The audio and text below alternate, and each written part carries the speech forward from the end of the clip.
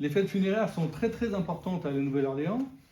Et comment ça se passe? Eh bien, quand quelqu'un meurt, le cercueil part du domicile, il est porté par des hommes, souvent, et ces hommes font une danse comme ça, et ils avancent sur une espèce de marche funèbre.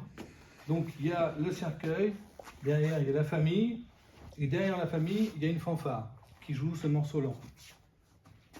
Et ils vont au cimetière comme ça, et ils défilent dans la rue donc. Et puis une fois que le corps est enterré ou incinéré, ils reviennent, et là c'est pas du tout la même musique quoi.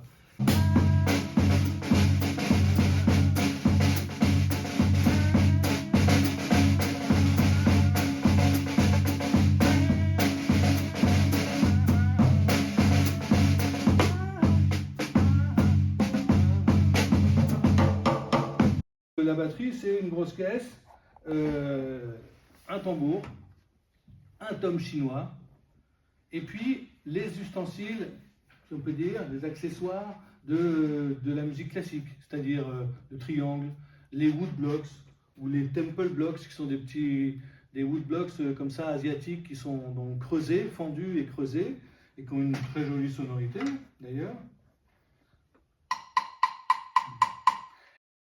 Et moi, il y a un batteur que j'aime beaucoup, qui s'appelle Ray Bauduc, et donc qui joue typiquement ce style de la Nouvelle-Orléans, donc qui, au niveau de la grosse caisse, a changé, puisque au lieu de faire,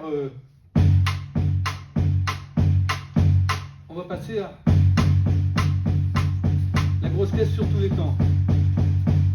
Et ça va durer un petit moment, la grosse caisse sur tous les temps. Donc là, on va bien entendre. Voilà.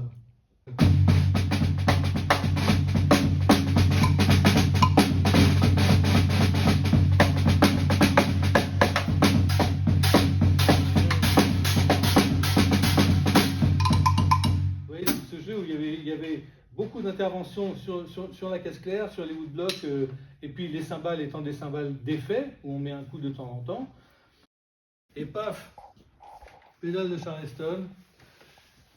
Et là, c'est vers 1928. Et ce Charleston va être définitivement adopté par tous les batteurs de la période qui suit la Nouvelle-Orléans, le style New Orleans, c'est la période swing. La période swing, qui est une période où les Américains sont pris d'une folie de danse. Et donc se montent des salles de danse qui peuvent contenir des foules. Par exemple, il y a une salle célèbre qui s'appelle le Savoy Ballroom, qui est à New York, et là, il y a des battles d'orchestres. Les plus grands orchestres de swing viennent s'y confronter. Il y a 4000 personnes dans la salle.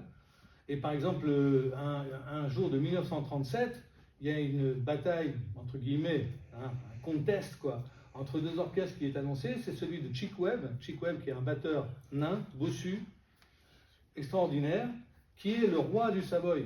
C'est comme ça, c'est les danseurs qui décident en fait. Ils écoutent les orchestres et puis ils disent ouais, non, on préfère celui-là.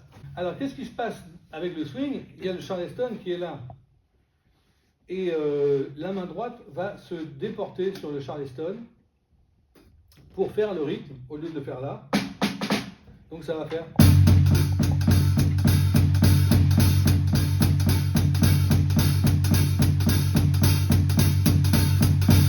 Et ça, vous entendez des disques de Count Basie avec le grand Joe Jones, vous écoutez Benny Goodman, vous écoutez Jim... Ils jouent tous comme ça.